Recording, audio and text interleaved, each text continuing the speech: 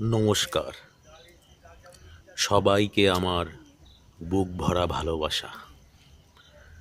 আশা করি সবাই আপনারা খুব ভালো আছেন। আজকের একটা বিশেষ ধরনের ভিডিও আপনাদের সামনে আমি এনেছি। সাপের শঙ্খ লাগা। তার আগে একটা কথা আমি বলতে চাই। জীবনে এমন সময় আসে যখন সব কিছু ভালো লাগে, আবার ঠিক একইভাবে জীবনের এমন সময় আসে ধীরে ধীরে অনেক ভালো লাগা আর ভালো লাগে না।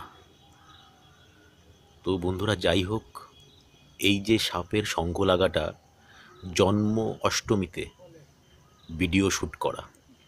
আর আপনারা যারা হিন্দু তারা সবাই জানেন আমরা জন্মাষ্টমীর দিন ভগবান শ্রীকৃষ্ণের জন্ম ছিল, একটা বিশেষ দিন মনে করি। তো যাই হোক, সবাই ভালো থাকবেন। নমস্কার।